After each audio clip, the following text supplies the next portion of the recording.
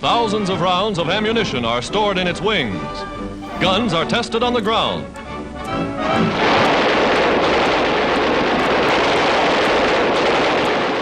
In 1943, German pilots laughed when they first saw the American P-47 Thunderbolt. Terrific power of its motor. To them, it was a lumbering beast, too heavy, too slow, too clumsy to ever be a threat.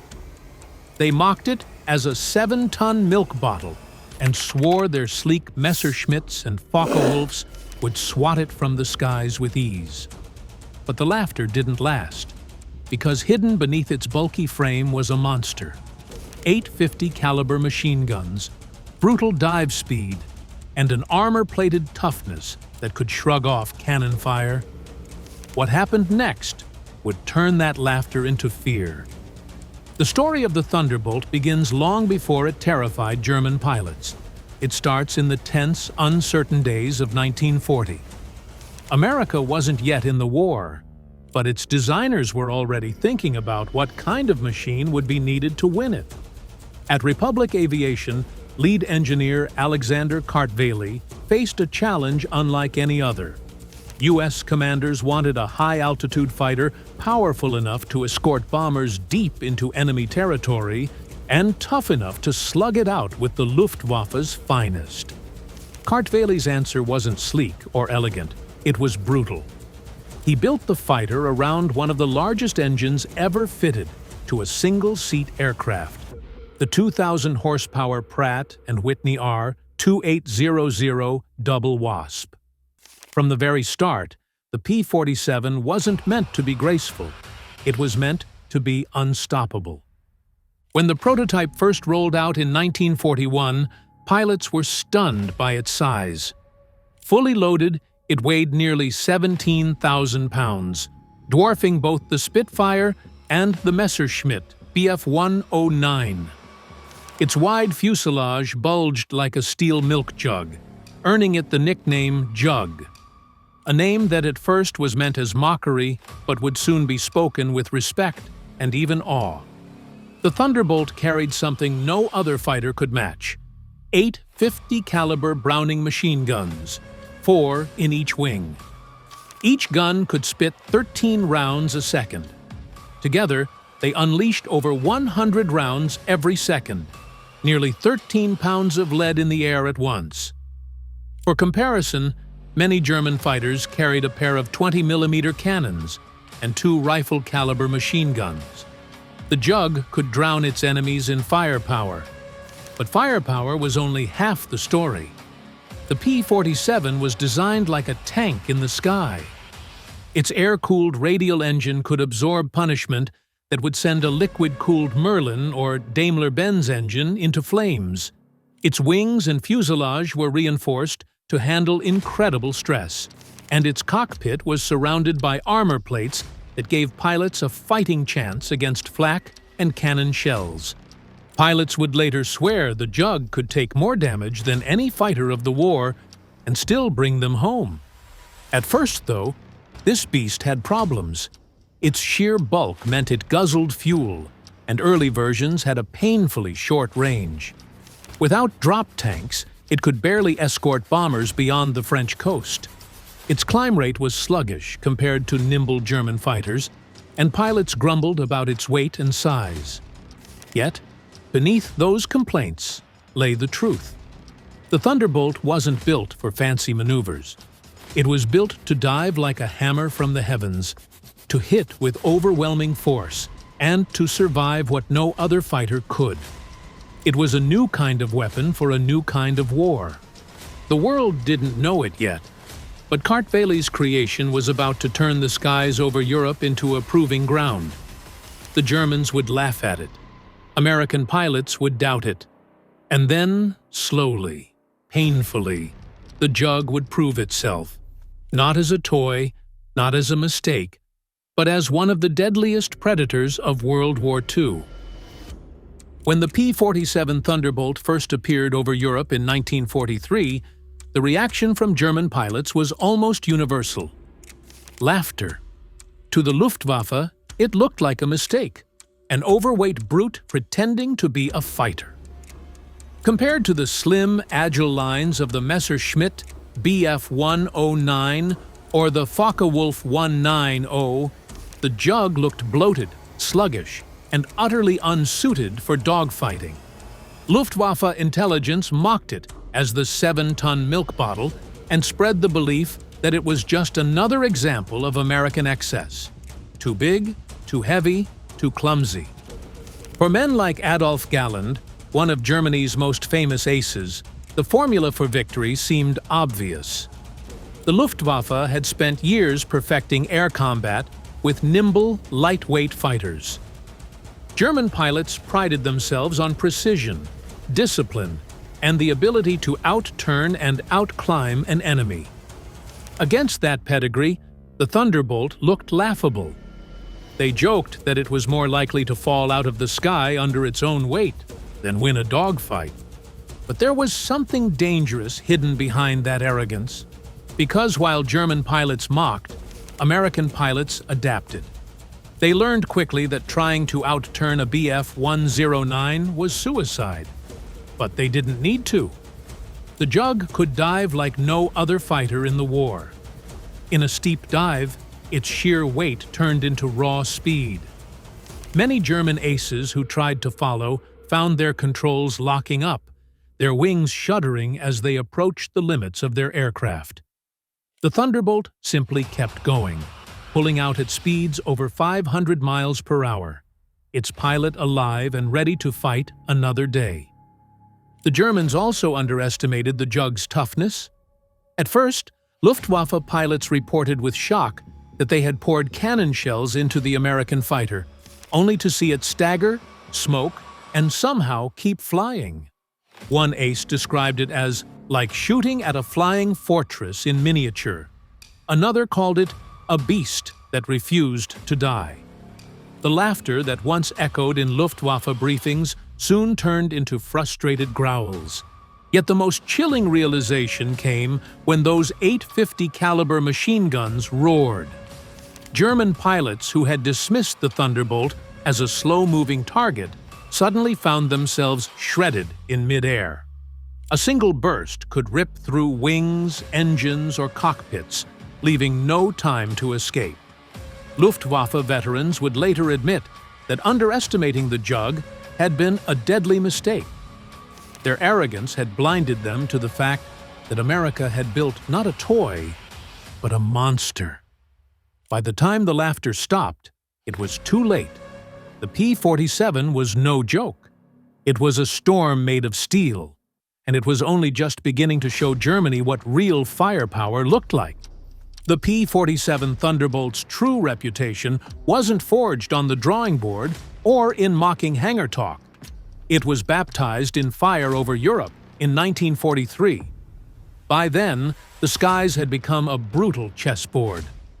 American bombers like the B-17 and B-24 were striking deep into occupied Europe, and the Luftwaffe's mission was simple: tear them apart. At first, German aces had little reason to fear. They had mauled early bomber formations, confident that no escort could survive against them. And then, the Jug arrived. The Thunderbolt's first missions were rocky. Its limited range meant it could only cover bombers part way, and Luftwaffe pilots pounced once the Jugs turned back. Losses were heavy, and some American crews began to doubt the new fighter's value. But when the Thunderbolt did engage, the results were shocking. In one of its first dogfights, a German pilot dove on what he thought was an easy kill. He opened fire, riddling the P-47 with cannon shells, and then stared in disbelief as it kept flying. Moments later, the Jug turned, its 8 Brownings screaming in unison. The German fighter disintegrated in midair. Pilots quickly learned the Thunderbolt's strengths. It wasn't a dancer like the Spitfire or a duelist like the Mustang, but it was a hammer. American flyers used the Jug's weight to dive from altitude with terrifying speed, unleashing devastating bursts before climbing back to safety. German pilots who tried to follow often lost control in their lighter machines, slamming into the ground or tearing their wings apart. One Luftwaffe ace admitted, "You could not follow a jug in a dive. It would take you to your death." The jug also began proving itself in the role that would make it legendary: ground attack. Armed with bombs and rockets in addition to its 50 cals, the Thunderbolt tore through German convoys, trains, and tanks. German troops learned to fear the low growl of its engine, which meant that within seconds, their columns could be ripped apart in a storm of lead and fire. The once mocked milk bottle had become a predator that hunted not only in the skies, but on the ground. By late 1943, the results were undeniable. Thunderbolts were racking up kill counts, their pilots returning with planes shredded by flak and cannon fire. But still in one piece. Word spread quickly through the Luftwaffe ranks. The jug was no easy kill. It was a machine that laughed at damage, struck like a hammer, and refused to fall from the sky. The mocking tone in German briefings began to change. What they once called a clumsy giant, they now whispered about as a nightmare. The P-47 had drawn blood, and with every mission, it was only getting hungrier.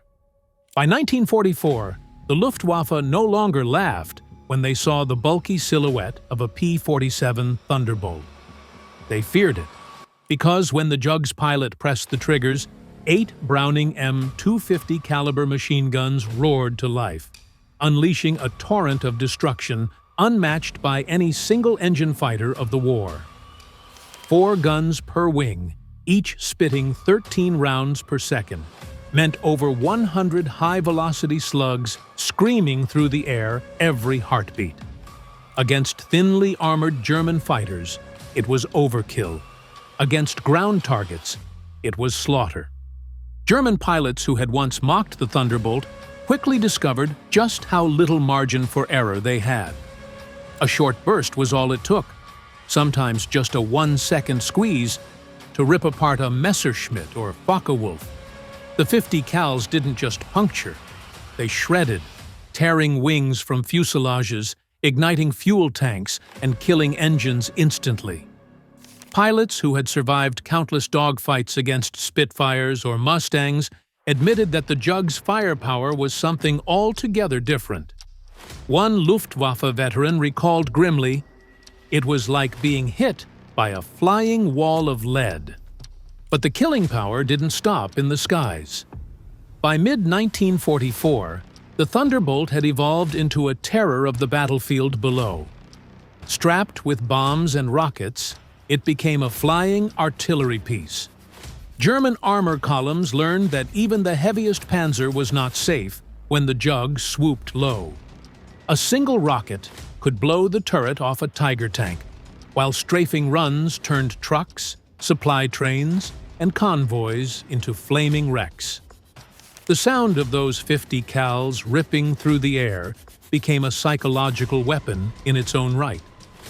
German infantrymen spoke of freezing in terror when they heard the approaching jug overhead, knowing they were seconds away from devastation.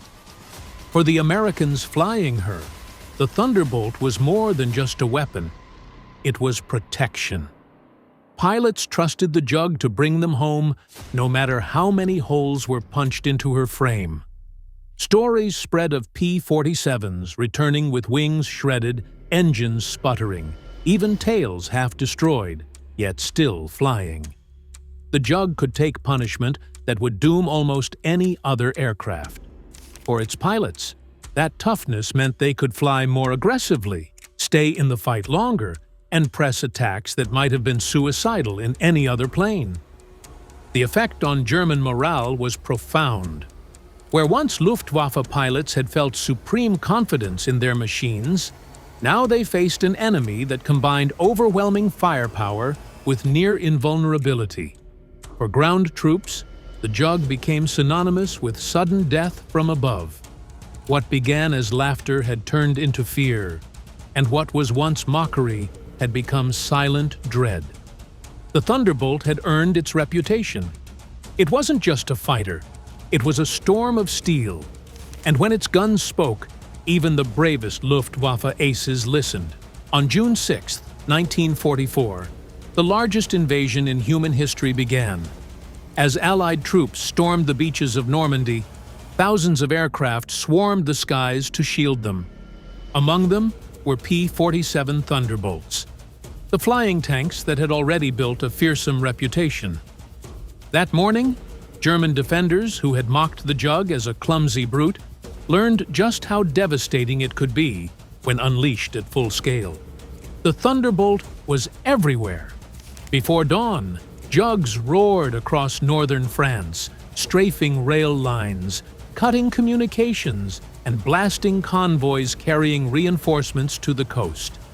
By daylight, they were circling the beaches, ready to pounce on any German unit that dared move in the open.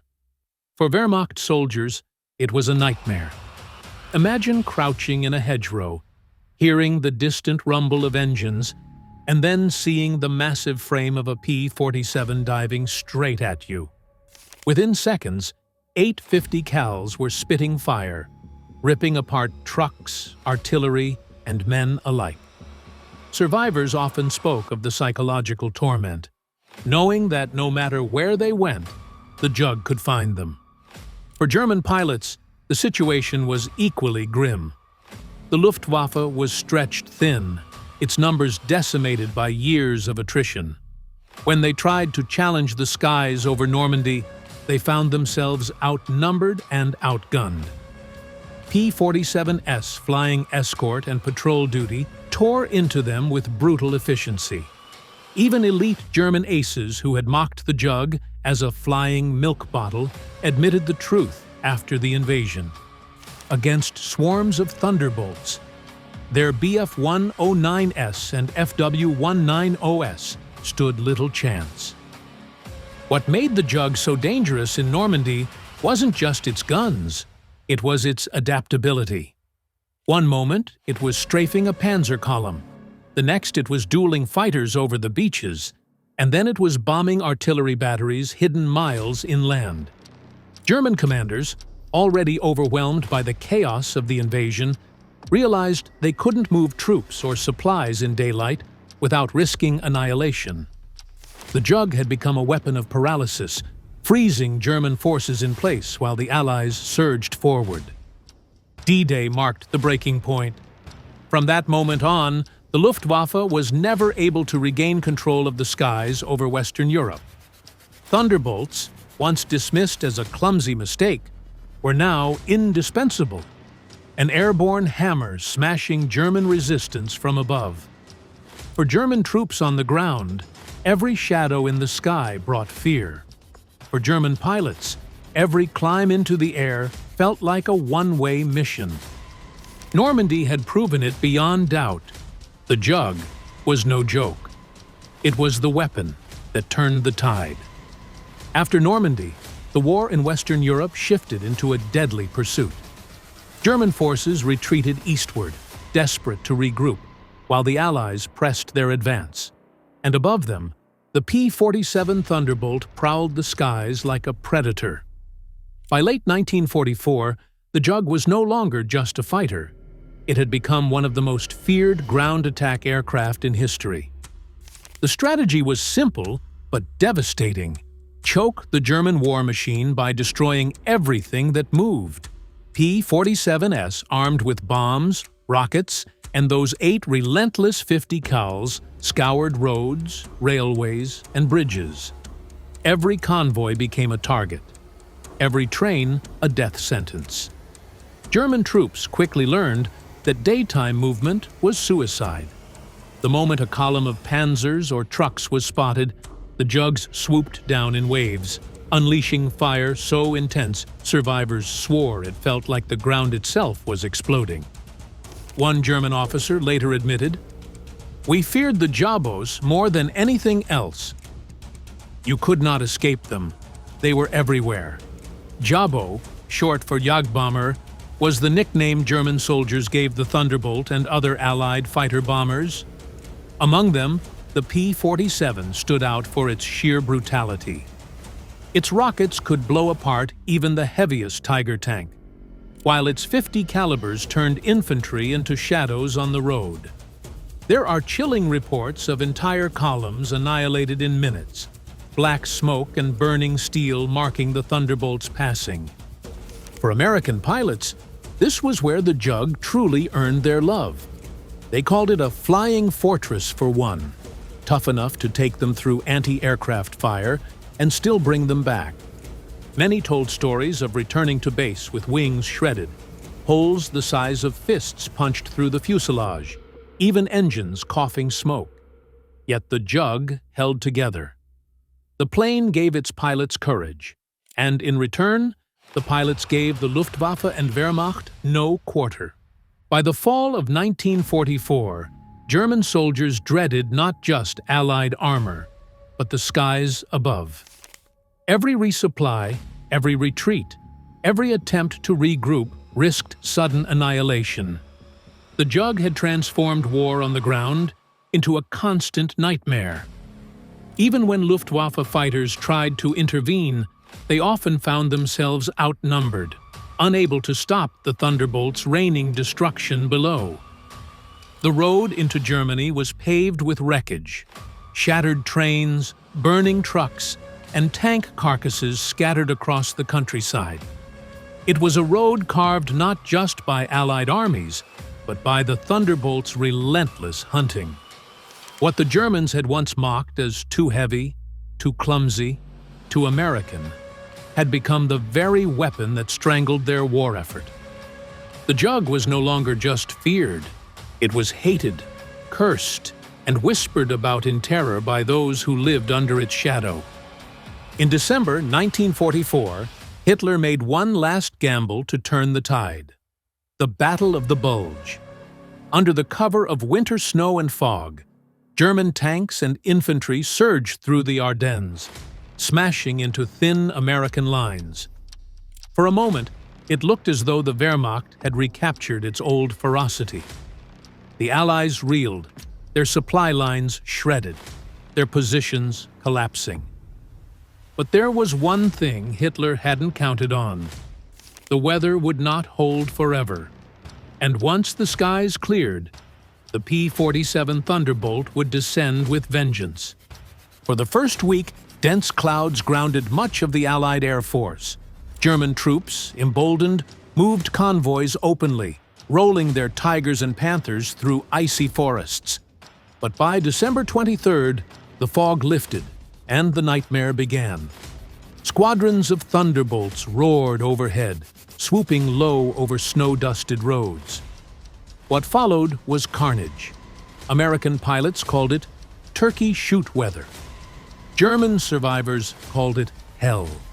Columns that had advanced confidently just days before were now trapped on roads littered with burning wrecks. The Jug's rockets cracked open heavy tanks like eggshells. Its 50 calibers turned trucks, fuel depots, and artillery into flaming ruins. One after another, bridges collapsed under bombing runs, cutting off retreat. The Germans had committed their reserves, their last chance at a decisive blow, and the Thunderbolt ripped it apart from above. For Luftwaffe pilots, the battle was agony. They scrambled to protect their comrades on the ground, but every climb into the sky meant facing Thunderbolts already waiting at altitude. The Jug had grown into a hunter of hunters, and its pilots knew the stakes. If they broke the German counterattack here, the Reich's last hope would die in the snow. Pilots told chilling stories of the Bulge.